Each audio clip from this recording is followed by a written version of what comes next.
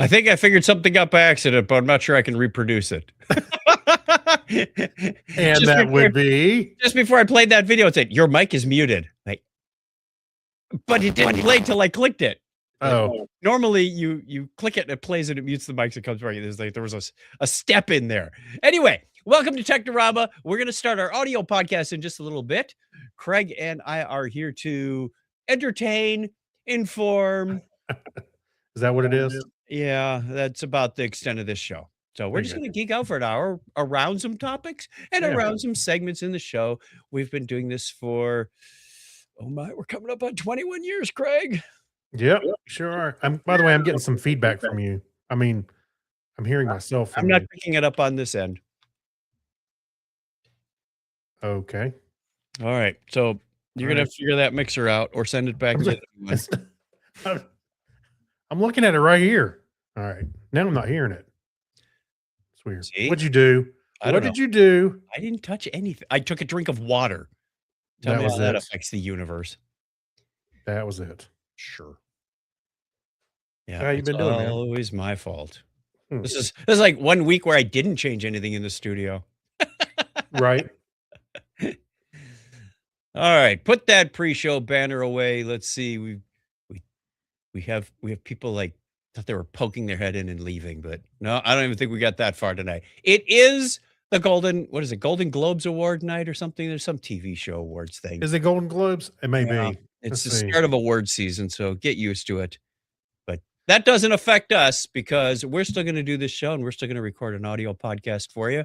And for the patrons, we're going to record that. We keep our schedule as best we can, unless one of us isn't here or both of us isn't here. Well, or unless we're getting a Golden Globe and we need to appear. Have you done anything on TV lately? Aside from that, bank heist that was on. A bank heist. Shh. It was a blood bank. Right. Vampires, they pay good. All right, then with that out of the way, let me just do a quick audio test.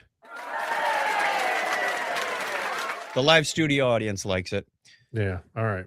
Fine. Let's go ahead and record for January 14th. How do we get to, if I was still at Plexus, this would be my 38th anniversary tonight. Well, guess what? You weren't. Yeah. Best thing that ever happened to me. Well, how long have you been? How long were you at ServiceNow? I was at ServiceNow for 14 years and I was at Plexus for 22. We got people jumping into the chat. Thank you very much. Hey, good to see you. Hola. Are you guys live? Let's see. Ow. Yes, I'm alive. We are live. This is happening right now. Well, yeah. It's Sunday night, 8:30 Eastern time is when we do this live show. We're just getting started. We're about to hit record on the audio recorder and do our regular show. So this is the pre-show banter. Welcome aboard. Whoa, we got a whole bunch of people. And Sarah Rose, our newest patron. Thank you very much. Give you a huge shout out in the show. There she is. Hello, Sarah. Good to see you. Good to see you. Looking forward to Dragon Con. We got our digital media track signer upper form all ready to go. Oh, did we? Okay, good. Yeah, Charles McFall sent out a message, said, okay, everybody, the form's up. Let us know what you want to do. Wow, look at that. It's January. It's January. It's January. Yeah, usually it's not up that early. You're right. And then it dawned on me that the parade registration's 1 month away. Wait. It's early hair on fire season. Where are we going to be in 1 month? We're not going on the cruise till the 22nd, but the 15th is when the parade. The 15th. Okay. That's what I was always. It's always February 15th. I will find a way to register for that parade one way or the other. All right. That's what you need the agentic AI for. Sign up for the parade, enter these data points, and submit. I'd rather do it myself and trust it. Let's see. Not King N. What is it? N6B. Please shout out. Shout out. Not King. Shout out. Please shout out. Yeah. Ah! The window's closed. I can't shout out. Craig and I have been doing this a long time. We're on the same brain wavelength. That's the frightening part. We both yelled at the same time. That's the frightening part. Shall we begin? Yeah, let's do it. All right, everybody who joined along for the video, this is the way it goes. So deal with it. Right. That's how it goes. All right. You ready? You ready? I'm ready. Go ahead. I'm waiting on you. Well, then shut up. I keep hitting record and then you keep talking. I got to stop and start over. 3, 2. Well, that's the part I forgot. He only shuts up when I count down.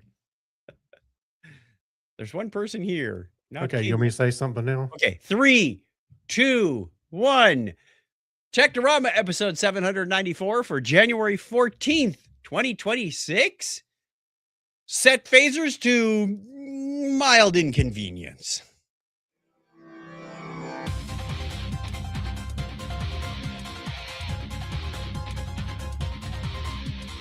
Sounds like a title we should use on our other podcast. The topic is Trek. Oh, I know. Yeah. Gotta have a shout out for that. Right. And my audio on that channel sounds a little low. Let's bring that up. All right. There, that ought to take care of it. Hey, welcome to Technorama. My name is Chuck Tomasi from Phoenix, Arizona. And right over there is Craig Stepp. Oh, we're on the wrong sides. How'd that happen? I know. So I got to do this way now? No, we don't want to reprogram your brain permanent damage. There. Now you're over there. Craig Stepp. Hi, Craig. How are you? I swear on my view, I look like I'm looking at the wrong side. You always are looking at the wrong side. I know. You know what? I'm just going to look mirrored mode. No, I'm just going to look forward. I look forward too. There's no sense looking back. Right. You have a good week? Yeah, it's been a pretty good week. Just trying to get back in the groove after the holidays at work, and start planning out. Well, not really start planning out the year, but start executing on the new year. So yeah, it's been pretty good though. Yeah, I'm planning out the year too. In fact, tonight we just booked a trip in October. Oh, really? Where to? We are doing a Mediterranean cruise and then doing the transatlantic transit. So it's going to be like a total of 21 days, something ridiculous. How long is the transatlantic About cruise? 14 days. 14 days. Okay. Yeah, I want to feel like an immigrant from the old country. I thought it was about 2 weeks. I just watched Michael Fisher. He does a YouTube podcast. He reviews tech. Mm-hmm. And he was reviewing some tech, not for the sake of the review, but he was taking the transatlantic trip. But he had read a story about a gentleman who walked 100 miles during the trip across the Atlantic. So on the cruise, he was walking all day long. Oh, he was doing the laps? Yeah. So he was reviewing some tech. I think some phones and a couple of pedometer kind of things. 18 pedometers later. I know. Yeah. Well, actually, I think his feet were starting to give out towards the end. And he was having to walk in the rain and all this kind of stuff that comes up during the ship. And he was starting to miss some interactions with people he knew on the cruise, and because of the time he was having to put in it's an interesting video. You should watch that. That's dedication. I'm more there for the people, not to walk around the deck, rain, shine, or whatever. That's a lot of miles for even a couple of weeks. Yeah, 100 miles. Yeah. So, but yeah, he did it. You break that down to 14 days, and it's like walking around the conference that we do every year. Yeah, but it was a cool video, and so I encourage you to go check it out. Alrighty, let's get into our feedback. We asked you a question of the week last week, and now's our time to find out your answers. Now's the time to reveal. We get your letters every day. Mail today. Reach right in and pull one out. Those letters, I love those letters. Let's find out what you got to say. Oh boy. Mailman, mail today. This isn't the feedback from the question of the week, but Sarah Rose says, another great podcast. Another? When did we have one? Which one she's watching? What is she watching? Us. Okay. Have another great podcast. You have to have at least one. So I don't know. We got a few. 794 shows. Maybe there was one in there. Yeah. We'll call it that. Okay, question of the week that we have. We're going to go out to Facebook first.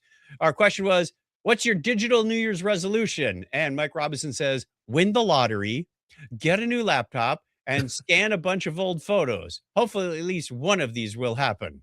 I wouldn't say that's one of my resolutions, the photos thing, but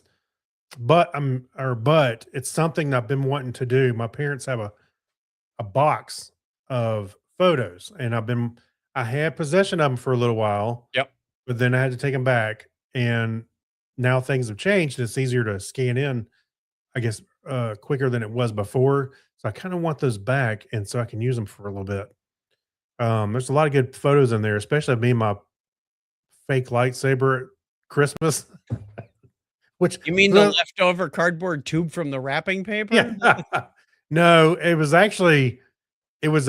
like a red, it looked like a flashlight, literally with a tube attached to it. It Yeah. wasn't, it's interesting. I should go get that. And it's the same year I got that Millennium Falcon. That was awesome. And, All right. oh, Over well, to the Discord server, we have Sweet Steve. Oh, let's do Fritz first. Oh, wait. Nope. Sylvain was first. I'm reading these in order. all right. It's just Steve wrote the most, so it looked like he was first. He was not. Sylvain says, reevaluate my streaming subscriptions. Do I really need to have so many services active at the same time? Probably not. And I'm hearing a lot of that from people. It's like, dang, you can only watch so many. In fact, Well, that's what I was saying last time was I mentioned that subscriptions are a big deal. yep. And also trying to wrangle in or funnel in a lot of my data that I create into a single spot rather than I've got two. Not only do I have subscriptions, but then I got OneDrive subscription, which is cheap, and there's a reason for that. But Yep. then I've got a Google Drive with Gemini and all that stuff. So it's like, my stuff's kind of spread out everywhere. And we need to look at that as well because we have podcast stuff on Google Drive, but we also have a NAS here and a NAS there. And do we really need all of that stuff out there? So some stuff is unavoidable. I'm not going to try and pull in my photos from Google Photos just to say, oh, there, now it's on my NAS, because that may, I know there's tools like, what is it, Image, which will let you do some of that. I don't know. No, I totally am because I still do. I take pictures with my real camera. Right. So there's those digital pictures. Then I also take some artful and some not pictures with my phone. So those are in the cloud. Yeah. And I need to bring them all down. And to a large degree, even Amazon Prime, another subscription, but we use it it's probably a little more useful for other things. Music, movies, sports, that kind of stuff. But Google or Amazon Photos is free. It used to be Amazon Drive. How much storage you get on that? It's unlimited. Amazon Photos is unlimited? Yes, it is. You can put full-size images up there, even raw images, not just JPEGs, but raw. You can put images up there. Now, they do have a limit on video, which I think is 5 megs, and you can purchase more space for that. 5 megs? That's nothing. Yeah, but the photos is what I was more interested in. I shot the video, but most of it's photos. So yeah, I've got years uploaded there. I had the Amazon app on my computer, and I would say when I had all my pictures in one place, I would go, all right, do this month, then do this month, and do this. And after a while, I've got like 10 years up there easy, more or more. When you get that much and you've organized them into the albums you want and you tag them and flag them, and there's elegance that I appreciate out of Google Photos being on an Android device. I take a picture. It's not only in my local gallery, but it's also in the cloud. Yeah. And I don't have to do anything to do that, and the facial recognition. And then once a week, I go through it and say, all right, I want these 5 put in this album, and I want these 5 put in that album, and I'm done. Yeah. No, and it's great, but I was using Amazon Photos as more of another cloud backup. Okay. So and I can go search. Actually, the Android app's pretty good. You can go search for get faces and all that stuff too. You can share albums and so yeah. All right, on to the second answer here. Z Fritz responded to that one. Says I've canceled Disney Plus some weeks ago. 1 done, 3 to go. Sweet Steve says, I want to review my streaming services also. Cancel Instagram. I already canceled Facebook. I want to stop doom scrolling and wasting time on reels. In short, I want to be more productive and read more books. I usually read about 50 books a year, but now I'm only reading about 3 or 4. What? What? 50? You usually read about 50 books? You should have seen Donna in her heyday. I've seen my wife. It's like about 3 days. She's done with another book. I'm like, hey, man, how you do that? So that's their priority. Let's see. And that's been the case for the last 4 or 5 years. I'm considering adding a few fun Easter eggs to our internal ServiceNow platform at work. One idea I'm experimenting with is a chat agent that works as a text adventure game inspired by the discussion about Infocom port to ServiceNow in the latest episode 793. I want the adventure to be generated dynamically by AI, but after about 10 or 15 rooms, the story starts to derail. It's as if the AI session begins to hallucinate. That makes the game more fun when you say it would. Mad Marv says, I'm seeing a bunch of my annual subscription renewals come up now, and in the next month or so, Amazon Prime, Dropbox, Audible, etc. At some point, I'm going to have to cut back on some of these things. Just not now. I'll tell you something else. I'm not going to say it's a digital resolution. Yep. But it kind of is adjacent to that. Is one of the things I want to do is change up my music listening, because I've gotten I grew up in the 80s and the 90s, and I've had some, the algorithms kind of know what I want to listen to, but I want to change it up and actually spend some time and listen to full albums of some artists that maybe I haven't necessarily listened to, all together. Oh, so yeah. There's a lot of music out there. Yeah. So I want to, as time goes on, I'll gather more artists, but so I don't have like a big list right now, but there's several that I want to start listening to the entire album, start to finish, maybe have a little bourbon on the side, sit around and listen to it, all straight. Like you would put a record on the record player and listen to the whole thing. Yep. I miss those days. We also have an email from Lisa. It says, hello, gents. I started out as a preschool / pre-K teacher, teaching littles how to write their names. Cursive was, we were talking about cursive last episode, I think it was.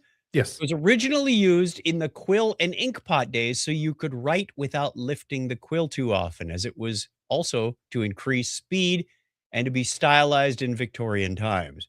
Because if you think about it, things were much prettier back in those times. Smellier, but fancier, of course. Smellier.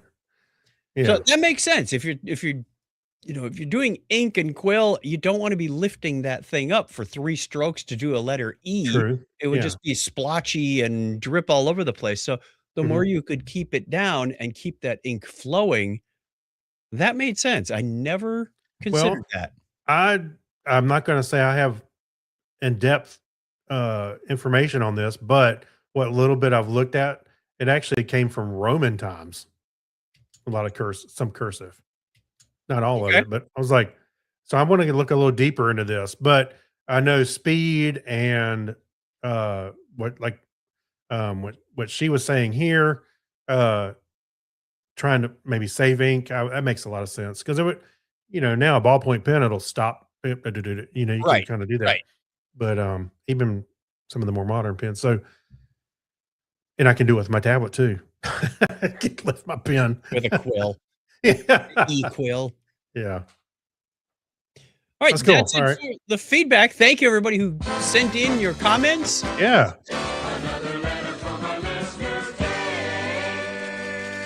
If you want to email us, you can do so at technorama@chuckchat.com or call us on the listener line, 707-530-2428. We'd love to hear from you. Let's do the history thing. Right. You're my fader. Yeah, I was going to say. There. Duck. I was on the wrong screen. Hey, on this day in history for January 14th, 2026. Why we say the 14th? Because that's the day we release the audio podcast. That's right. Plus or minus a few hours. This is the 14th day of the year in the Gregorian calendar. There are 351 days remaining in the year, and they're going fast. Get them while they last. It was on this date in 1899 that the RMS Oceanic, the largest ship afloat since SS Great Eastern, was launched. And January 14th, 1911, Roald Amundsen's South Pole expedition made landfall on the eastern edge of Ross Ice Shelf. And good luck to them. Yeah. On January 14th, 1952, NBC's long-running morning news program, 1952, people, 1952, The Today Show debuted with host Dave Garroway. That's amazing. That's a long time. It's still on. It's still on. Yeah. 72 years ago today, the Hudson Motor Company merged with Nash Kelvinator Corporation, forming the American Motors Corporation, AMC. I remember the Gremlin. The Gremlin, the Pacer, the Javelin. Oh, whole lineup of winners in the 70s and 80s. Yep. 72 years. I often wondered where AMC came from, and now you know. Hudson and Nash Kelvinator. Also on January 14, 1973, Elvis Presley's concert Aloha from Hawaii was broadcast live via satellite and set the record as the most watched broadcast by an individual entertainer in television history. Wow. Okay. Challenge accepted. Happy birthday goes out in the state to German mathematician, astronomer, and cartographer Johann Matthias Hasse, born on this date in 1684. And Jean-Baptiste Charles Beauvais de Lozier,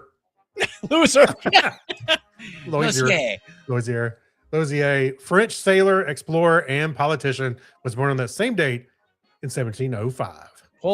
Polish mathematician, wow, that's a mouthful, and academic Hugo Steinhaus was born 139 years ago today. Oh, here's a hard one. Mark Goodson, the American show producer that created Family Feud and The Price is Right, was born 111 years ago today. 111 years ago. This is a Mark Goodson, Bill Todman production. Remember that? Right. Oh, yes. Game shows used to be a passion of mine when I was a kid. Oh, yeah. Yeah. Come home for lunch from school and turn on Wheel of Fortune or something. Or during the summer. That's all you'd watch until about noon. Till the soaps came on. Yeah. Oh, I'm out of here, Mom. Young and the Restless. Yeah. American director, producer, and screenwriter Steven Soderbergh was born on this date in 1963. And also turning 57 today is American actor, director, and producer Jason Bateman. He's a few days older than you. How about that? I thought he was older than me. No, but yeah, I guess that it ain't happening. Fairly. Listener birthdays this week. We have to go back because we got a late entry. It was like on December 31st, and we missed it last week. Matt Pose. I suspect he's related to a longtime listener, Tom and Julia. Happy birthday on January 6th. Coming up this week is Glenn Tolar on the 14th. The 15th is Ralph Whitfield. And 17th, Christina, whom we haven't heard from in forever. I know. And we know her in person, too. Lucky Frog. We've met her in person. So it says last whereabouts known were Thailand. So hopefully we can. She's traveling the world. Or is trying to get away from us. Yeah. Yeah. How far away on this earth can I get from these guys? That's about it.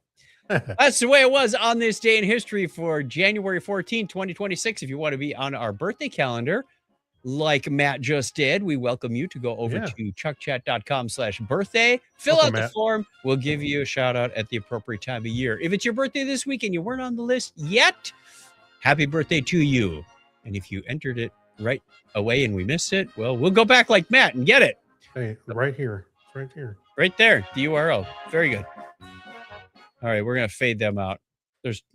We finished up a little early, so you still get paid full time, guys. Oh, thank God. Oh, I thought you were talking about me. Good startling news, everyone. All right, we have some interesting space news. Space news. From James Webb, not the guy, but the telescope. He called in. Jimmy says they discovered space platypus. We know James well so well. We call him by his first name, Jimmy. Jimmy. Now, I suspect you picked this one up just on title alone. James Webb discovers space platypus. Yeah. Now, what of course they discovered are some galaxies, like almost early proto-galaxies, but they can't figure out how they were made because they're still pretty small.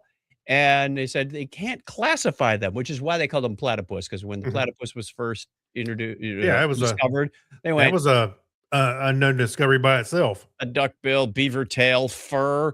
Like what the heck is this thing? And Well, people somebody said, had a good night. you glued that together from other parts in the museum. That's right. And so they're saying that about this. It's like this is unqualified. They're looking at the spectral lines of this, and the spectral, when you use a diffraction grating or the right instrumentation, the light patterns that come through tell you what the elements are. And they're saying this doesn't really line up with anything that we've seen so far. Normally there's like a huge spike and you go, oh, there's hydrogen or sodium or lithium or whatever it is. And this one Scotch has and more of sodium. this one has more of a slower slope to it. I heard that, but I'm not going to Hey, acknowledge but it. you know what? If you haven't listened to it, go listen to LL Cool J's Milky Cereal. You'll get it. Okay. So that's from Universe Magazine. Interesting stuff. If you are into space, you might want to check out the Space Platypus article. We also have one from BBC.com announcing when and who is going on the next Artemis mission. Yeah. And you know what? I was just asking myself about this because I know it's coming up, and I was like, Yes. I haven't heard anything about it. And I just happened to see this. Been really yesterday. quiet, and that's what it kind of surprised me too. So of course it's been about 50 years since anybody from NASA went to the moon. But they said, when will it launch? They plan a launch window to open on February 6th and run into the spring. So I think like into the end of April is their launch window. Right. They would like this next mission to go. And this is the mission to actually go orbit the moon, not Right. actually land on it. Correct. And they're going to be going outside, like further away from the moon. They're going to be the furthest humans from Earth ever so far. Except for Mark Watney. He was real, right? The crew is made up of 4 people. There will be Reed Wiseman, who will be the commander. There will be Victor Glover, who is a pilot. Christina Koch, the mission specialist, and another mission specialist, I guess in case something happens to Christine, Jeremy Hansen. Right. So that'll be fun. Good looking group of people. I'm excited about this. Me too. Me too. I hope everything goes as planned or better. All right. Now, we just had CES, the Consumer Electronics Show in Las Vegas. And of course, AP News has to have their worst in show products. Yeah, we can always talk about what was awesome, but I saw this and went, you know what? This is more along Technorama lines. Yeah. Okay. So, of course, AI was everywhere. And if you're like me, you're seeing AI shoved into things that it really doesn't need to be shoved into. Or I can should be name a shoved couple up places it's somewhere been else. shoved into, Right. but I won't go there. I'd like to shove it up some other places. Yeah. So Samsung has a bespoke AI family hub refrigerator, which won worst in show, overall worst in show. Of course, none of these vendors were around to comment on any of this stuff. It says, Samsung invites users to speak to their refrigerator and command it to open or close the door. But a demonstration in the sprawling Las Vegas Technology Expo showed didn't always detect what people were saying if there was too much ambient noise. I was going to say there's a lot of that there. So this, Yeah, well, I mean, give if it you're having a party in your house, that might happen too. you know what? Okay. So when I was reading this, I was thinking of the time when we're at your house and there's about what, 10 people or 12, and some are at your table, some are around the counter. We're all talking, catching up. Imagine you going over, hey, get a beer out of the fridge. Open fridge. Yeah. Or in the middle of the night. Open the freezer. I need some ice cream. You're supposed to stay on your diet. Texting Donna for approval. It has an approval process. We have a comment here from Trenton. Says, what up, fellas? I got an important question for y'all. Bread and butter, pickles, or dill? Depends on the context. I'm gonna go with dill. I like kosher. I love kosher dills. Dill, but I there's time when I like, and then he says, fridge, give me pickles. Yeah. Kosher dills. That's the way to go. Fridge, fetch me a beer and don't tell wife. bypass approval. Transcendent. All right, what else do we have on this course of hack the refrigerator so it doesn't. Yeah, the alarm goes off. Burp, burp, burp. Let's see. We had Did I scroll past the end of this article? Amazon's doorbell once again rings privacy alarm. So their Yeah. Ring doorbell has stuff in there. I went, okay. Yeah, I remember one time they were doing the Amazon sidewalk where Yes. I where had one of the those little testing units. so the like your Ring doorbell would talk to the neighbors one a little bit just to share internet. Great idea. See, they make it sound harmless, but I'm like, I don't know about that. Yeah. Desk-bound AI soulmate companion is always watching your eyes. Yeah, that's a good idea. So it's like those pictures in Scooby-Doo where the eyes move around. Yeah, yeah. The painting's static and see the eyes move. And we have the tech lollipop that got dinged. So this is a hard candy lollipop, and when you bite down on it, it plays music because there's like a little vibration that goes through your teeth and jaw, and you will hear music. The problem is it's single use. So you're paying for this very expensive musical lollipop stick that once you're done with the candy, you're done. And they're saying, don't throw that crap in our landfills. Hey, do you know what this reminded me of as soon as I saw this? What? Was that I'm trying to remember if it was actually a story from my grandfather. I'll have to ask my dad about this or somebody else's story. But in World War II, when they're flying over Europe, their fillings would actually pick up radio stations. There are people that has happened to, that their jaw and their mouth and their fillings and whatnot can pick up weak radio signals. Yes. Yeah, this is really exactly strong. what I was thinking of when I saw this. I had a toothbrush that would play the Rocky theme. I think I had it I think I even featured it on this podcast. So you'd it made sure you brush your teeth for 2 minutes.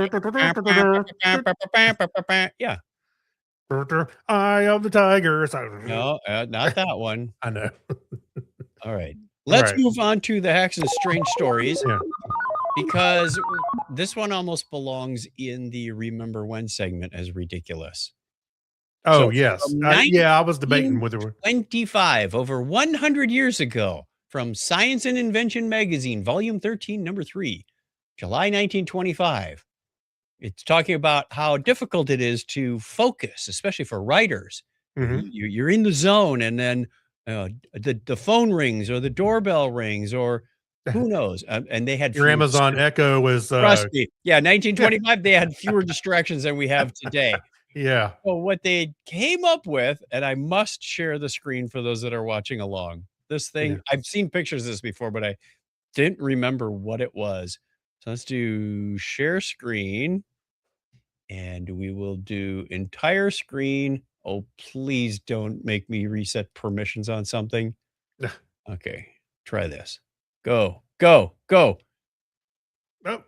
There it is. All right, and I'm going to zoom in on this thing. It looks Looks a like better picture of it, I think, down below. an undersea, scuba helmet or something. It's a big bell jar covered with cloth over your head with 2 little eye holes. And the eye holes are blacked out except for horizontal slits near the bottom. So all you can see is what's that piece of paper in front of you. Oh, Mhm. and just so you don't suffocate, they hooked up the position where your nose would normally be to an oxygen bottle. Yeah. I was thinking of those isolation tanks where you can lay in them and they're supposed to be sensory deprivation kind of thing. Yeah, this thing looks like nightmare fuel. Yeah. Dad, I've are seen- you working? Yeah. I can't get it off. Dad passed out again. Dad The, passed out the again. book is going to be great. Yeah. Especially if you put in like helium in there. That is the weirdest thing. But you know what else? Just kind of what you alluded to was you think about this. We've been fighting the same problems How to focus. since 1925. Yeah. Yep. And now, like you said, it's even worse. Yep. I got a text messages. Even when I put on Do Not Disturb, there's a small list of people that can still text me. And, Right. It's like, it's crazy. Especially Also- where they're, hey, Yep. especially when our Star Trek Cruisers group gets going. Or my family texts. Yeah, or I've had to mute that for. We've also got a group text with some friends, some close friends. It's like, hey guys, I love you guys, but to work, right? Yeah, love you guys, but not right now. Yeah, not right now. From Hackaday, we have basic programming with no strings attached. Now, this is a scant 67-line basic program that does string art. So I don't know how you input the picture or ask it what it expects to draw, but fascinating article about basic and compiled basic. And if it weren't for things like compiled basic, I might not have my first job 38 years ago. Yeah, I've done that. I've done some compiled Visual Basic. I was using Quick Basic Visual. Anyway, it still ran like a dog. That was the reason I was hired in my first job out of college, was to rewrite something that was compiled basic and write it in C. Yeah, because you got a big interpreter trying to take your basic and turn it into computer language. Well, it wasn't even in taking the interpreted basic. It would kind of quasi-compile it almost into an object file, and then you have to send along the runtime library with it. So it was like vbrun.exe and then your program. And I can understand why that was done. You wouldn't want every customer to have your intellectual property and go, oh, let's list out the program and resell it. I know. If I had a dime for every time that happened to me. Actually, you know what this line art, that reminds me of is, I don't know if you ever seen this, but in the 70s, maybe late 70s, it was kind of popular where they had like art. Yeah, make the little sailboat. Yep. Yeah, they almost used like a knitter's hoop or something like that, and they would do the string art with nails. Yeah. Or you just pound the nails into the board and then Yep. That's what this reminded me of. Exactly. Well, now you can have I'm showing my age, all right. Hey, I'm showing my age. I used to love that line art. I'll bet they still sell that at Hobby Lobby. They might. Let's go to Amazon and look for line art kit. You do that while I'm giving a shout out to the chat room. Active tonight, we've got a number of people. See if I can pronounce some of these. Jamarius the Boss, Camila Garcia Riviera, Pro Football Player 889. I don't think they have 3-digit jerseys anymore. Right. GGGGGV. That's what it says. Sarah Rose. We already talked to Not King N6B. And let's see who else was down here. Trenton was on. We had his comments, and Mike Robinson has joined us. So that's right. Thank you everybody for hanging out with us. We do this show Sunday nights, 8:30 Eastern time in the US. And we would love it if you would come hang out with us. Some people just pop in, say hi, and take off. That's acceptable too. You can always listen later or watch later. Yeah, that's fun. So nothing in the Remember When segment, but we do have to also thank our patrons because we have a special announcement this week. Want to give a huge thank you to everybody who contributes to this show. They go to patreon.com/Technorama podcast or chuckchat.com/Patreon. Either one will get you the same place. And for as little as $1 a show, we have 3 tiers, 1, 2, and 5. I think it's Ensign, Lieutenant, and Commander. I don't remember who all is which at this point, but thank you to Alexis Duran, Amber Elstad, Amy Bowen, Avner Braverman, Ben Vaughn, Brad Miller, Brian Brown, Chris Martinez, Chris MC, Dandy Man Coyer, Dean Jensen, Denise Inglis, Gary Lindros, Jason Pollard, John Clifford, John Noble, Yorga Schrauen, Crazy Joe, Kyle Nishioka, Leon M, the enigmatic M, Mark Kilfoyle, Mike Wills, and our latest and greatest, Sarah Rose, has joined us at the commander level. Hey, thank you very much for that. And Saturday Morning Media, Stephen Weshy, Steve Cody, Steve Therian, Steve Webb, Steve London, Sylvain Racico, and Tim Cook. Woo! We got 32 again. The table is full. The 8x4 grid is complete. Now, all right, we can stop there. No, wait. No, you have to mess with Craig's OCD. Somebody new has to join. So we got one person. Yep, 1, 2, or 3. Drives him nuts. Yeah. So, Chuck Mess with me. Mess with me. I dare you. Yeah, okay. Just for $1 a show, you can do that. Yeah. chuckchat.com/Patreon. We'd love to have you join the family. Hey, and don't forget, you can also join our Discord right there. Discord right there, chuckchat.com/Discord. We need to have a page that lists all these things out. That was on the palette for redoing the website because we're destructuring from a networked website on a lot of these chuckchat.com sites and ran into a couple technical issues. So we had to backpedal and rethink for a little bit, but we'll get there. We'll get there. Hey, by the way, there are string art kits you can get off Amazon. Yes. I know any 7-year-olds that want one. 7-year-olds. I wouldn't say it's exciting. You got to sit there and, but are they multicolor string? yeah, I bet you could get some really cool string and yarn or whatever you're going to do it with nowadays. Just like when you do 3D printing, you have the multicolor filaments. You get your 3D printer to do your string art for you. The filaments just going between two nails. Well, the other thing, speaking of things that reminded me of the string art, I always thought it looked like a spirograph kind of thing, where you put in the little gears and you start putting the pin in it and you make the. You know what the problem with spirograph was? Unless you had a cork board or something, you inevitably had like a notepad and you'd stick the pins in, and then about 4 or 5 designs later, your paper was so full of pinholes. Oh yeah, your design looked like crap. And the hardest ones, there was an oval and a large circle, and if you wanted the gear to go around the outside, like how do you get it to stay while you're doing sort of an outward motion? You gotta do your pressure against the thing, right? or how about that one piece that was like 3 sides, it kind of wobbled as you moved it. You're doing this great design. It's like around and around and around, and all of a sudden you slip and like, oh, I just ruined about 5 minutes worth of work. No, rip. Take it off, put it on the next page, and try and navigate around the pinholes. Yeah, it's like using like your brother or something come and screw it up. Yeah, surprise! Ow! Yeah, Dan, I was working on that one. You idiot. Because that's what brothers do. That's Ooh, here you go. Glow in the dark string. That could be cool. You can put it right beside my black light Led Zeppelin poster from the 70s, or Lord of the Rings, where Frodo's, Gandalf are smoking in the dark light. Leonard Nimoy is singing the song. Yeah. All right, let's move on to our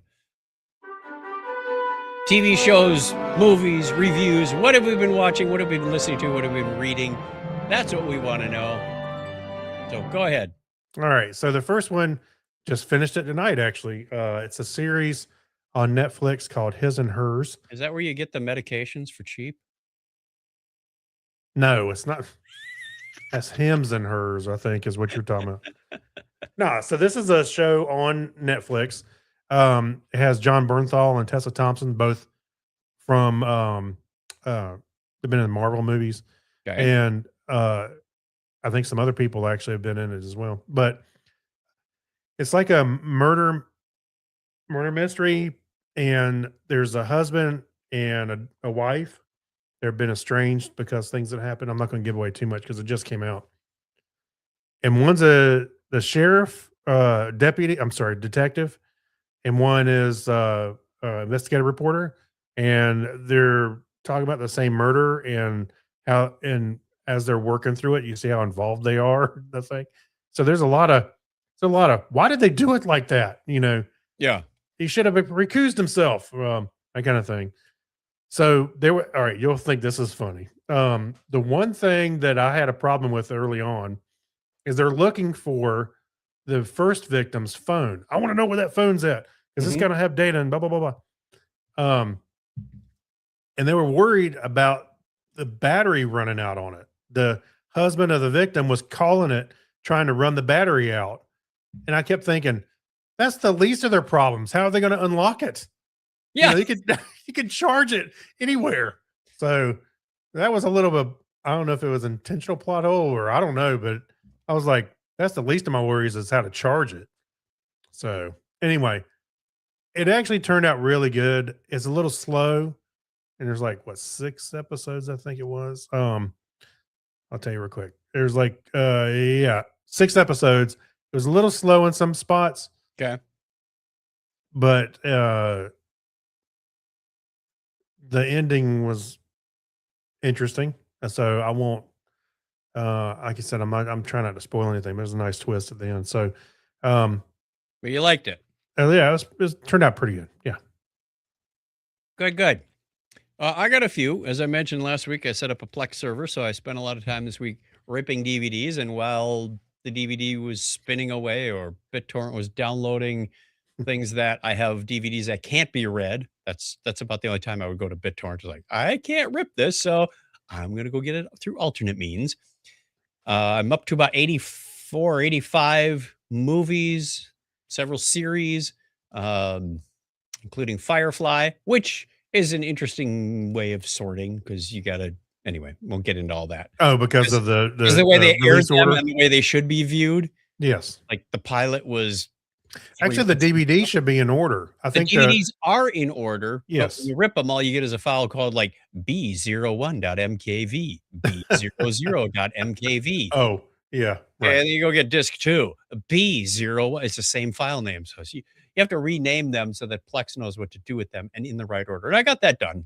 It was funny because a little Google searching showed articles in the Plex forums that ask specifically about Firefly Oh, really? and the solution. So that was nice. Oh, that's good. So while I was doing that, I was watching Game of Thrones season 1, one of the series. I have that on DVD. I don't know where we got that from. Interesting stuff. A lot of it that I forgot about. So it's sometimes fun to go back and watch a series, which I also did on Netflix because this past Wednesday, they released or possibly re-released a Stephen King story called 11/22/63. That was on Hulu originally. That's our I think Hulu so. original. That might be where I watched it first because I watched it about 8-10 years ago. Yeah. Uh, James Franco? Yes, and I enjoyed it, but I didn't remember all of it. I remembered some key points, but I really wanted to dig in further. I also read or audiobooked the original story, and they did a lot of back and forth because it's one of those where you go in and you get so far, and then I got to go back and reset, and you get a little further, and you got to way up a reset. But that doesn't make for good television. Yeah. Or it has to be done just right. But I enjoyed that. That was a good rewatch. And on a similar time travel loopy backy thing, I watched The Lazarus Project, which is leaving Netflix at the end of this month. I said, I have never heard of that. So I went back and watched. It's 2 seasons, 8 episodes each. Basic premise is this guy wakes up, lives his life for what is it, like 3 or 4 days, I think it is. And then he wakes up again like a Groundhog Day, same time. It's like July 1st, wakes up in the morning, his girlfriend's there. And he's like, deja vu. And he starts going a little nuts because he knows that there's going to be this major pandemic that's going to break out, a la COVID kind of thing. Right. And the second time around, his girlfriend thinks you're a little paranoid. He says, no. I don't want you to get sick and die. And she's like, well, I'm not going to get sick and die. And then it resets again. And he meets this woman that says, you are one of the few people that can sense this. It's called the Lazarus Project. And we've been protecting the world from extinction level events because every year they can reset back to July 1st of that year and start over and say, okay, what can we do different so these people don't launch a nuclear warhead or something of that nature? And he can pick up on it. There's a couple people in the show that can do that, but the others have to take this serum so that they don't forget what they've been reset. And they're the Lazarus Project. So interesting premise. Hey, by the way, it sounds like the movie Yesterday where the world blacked out and the guy, when the power came back on, nobody remembered the Beatles except for the yes. Kind of like that. But he didn't go make a whole bunch of Beatles music. He didn't make a career out of Beatles songs he remembered. The second season gets a little more involved with some of the scientists, and there's this other like true time machine where they can go forwards or backwards, and it's messing with the Lazarus Project. So here in 2024, as the show was set, in 2024, they're caught in this 3-week cycle from July 1st to July 21st. And then they're automatically sent back. No ifs, ands, or buts. Nobody's Oh. triggering this thing. And it's been going on over and over and over. And it's interesting because there's some really emotional parts in this. For example, if you were to say get pregnant on July 3rd, Okay. go Me? through the full pregnancy. No, not you. You as in plural. Right. And then go through the full year and your baby was born, let's say in April, and they reset it, you'd come back to July 1st, you wouldn't have a kid. Wow. You spent all that time going through. Or if you were, halfway through your pregnancy at July 1st, you'd have to give birth and they reset it and you give birth again. And that's what happened to one lady. She was giving That'd birth. be my luck. I'd be stuck in some loop where a car hits me in the road. There's some stuff like that where, Right. yeah, you can't stop it. So fascinating show. If you get a chance, watch it before it disappears. Right. And then for some bizarre reason, I went back and watched Johnny Mnemonic with Keanu Reeves from 1995. Yeah. This is bad. It was the good kind of bad though. I mean, it was Really? the All right. acting was stiff. Keanu, if it weren't for Keanu and Ice-T, this thing would have just been a real stinker. It looked like it was filmed on somebody's home video camera. I mean, Yeah. the cinematic quality was good, but there was something about the lighting or the staging, and maybe it's taking those old movies and making them into HD that they look a little too real, like you're just watching, a soap opera in a way. You expect the set to tip over. The special effects Well, weren't that special. Actually, this movie, because I saw it, I think right when it came out, and then flash forward a little bit, The Matrix comes around. I'm like, Yes. I was There- lukewarm on The Matrix at first until I saw it. And Because there I were was, some slight hints at Matrix-like things. Yeah. Like you can see they went, "Hey, that's pretty cool. Let's borrow that." I love how it was set in the year 2021. Yeah. And the Well. tech is all wrong. It's like, here's Yeah. this visual internet. It's like the internet of 2021. It's like, really? Where do I get that? Oh yeah. But yeah, What this There movie was a part where people were wearing masks. I went, "Oh, that's appropriate." yeah. Well, this movie did cause me to be lukewarm on The Matrix until I actually saw it, and of course, it blew my mind. But yeah, I was like, oh, another one of these. And then when I saw it, I was like, no, not quite, but different. Yeah. I remember hearing about this movie, but never watched it. So I just had to, check that box and go, okay, never going to Yeah. do that again. Yeah, I'm actually looking right here. It says Rotten Tomatoes was 19%. Yeah, I think IMDb had it like 5 out of 10, which is pretty sad. That is sad. All right, that's it for us this week. We look forward to the dolphin stole the movie. Yeah, the fake dolphin in the tank. You mean the fish? Yeah, there you go. Yeah, it was pretty sad. But if you're sitting around and you got to put something on the TV while the party's going on in the house, that's not a bad one to put on because Yeah. no one's going to pay attention to it. Our question for the week this time around is, if you had to let a generative AI write your professional bio using only your last 3 online purchases, now I'm going to have to try this. What would your new job title be? Ooh, Hmm. let's see. Hold on. I bought a cover for the fire pit.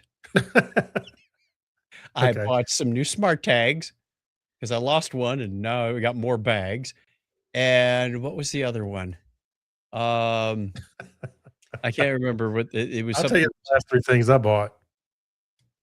It was some little covers for the griddle I've got. Yeah. An ergonomic chair, which I'm sitting on now, and some sleep earbuds. So I don't know what that makes me. A sleeping, sitting cover. Yeah. Let's see. Orders. Well, I can't remember. I think I ordered like 4 or 5 things in a row. Oh, desktop music stand. Stop. I wanna track the music that I play by the fire pit. That's what my job title will be. Oh, okay. There you go. Yeah. Whew, I can That's make a some retirement thing. Yeah. That's actually a real sounds like a plausible thing for me right now. Right. There you go. Okay, that's it for this week. We want to hear what yours are. I really look forward to see what people have been buying without divulging too much privacy. Was a 50-pound barrel of lube. What it was? I bought a shovel and some plastic wrap, Right. and a gun. So when you shoot somebody, you can wrap them up and bury them. All right. That's not funny to a certain degree, unless you're watching Forensic Files. Right. Whew. We made it to the end of another show. Thank you, Craig, for all the news stories. Thank you for everybody hanging out with us tonight. Thank you, listeners, for listening along. Whoops, that's the short song. We want the long song. There we go. There you go. Mike Robinson says Cards Against Humanity, blank cards, seaweed snack, and tea. They have blank cards. We filled out a number of them. They're fun. If you want to get in touch with us, give us your answer either via email or voice. You can give us a call on 707-530-2428. Look at that. He's got that right there on the screen. Right there. We missed International Technorama voicemail month in November, so yeah, well, we got to make get up for some people call in. Yeah. I have a task to call once a month just so they don't reclaim our number. Call us or email us, technorama@chuckchat.com. We will get that just like we had at the top of the show. Love to hear from you. Until next time, take care, be safe. And Craig's going to give us a binary high five. All right. 101. Bye, everybody. Thanks for watching, listening. Audio recording stopped. We are also going to stop the video recording at this point so that we can record the Patreon show in private. Ooh. That's right. Technorama After Dark. If you are a patron and you want to get a hold of that, go over to the Patreon site. There's a little RSS thing at the top. You subscribe to the feed there. Took me a long time to figure that out because I was subscriber to other podcasts. I was supporting them through Patreon. I went, how come I'm still getting commercials? What's that? What is it now? You go to Patreon and there's a little RSS link at the top. Oh, yes, absolutely. Yes. I don't know if everybody knows that. We should probably send out an email for that. But it's 2026. We're going to have to start throwing ideas around for this year's t-shirt. I have some ideas. All right. Until then, take care. You gonna be around next week? I'm gonna be around next week. Yeah, I thought you said that we'll see. Out for a couple. Yeah. But okay. One more in January. We can do that, right? I think so. But not right now. Right now, I'm gonna hit end stream. Bye.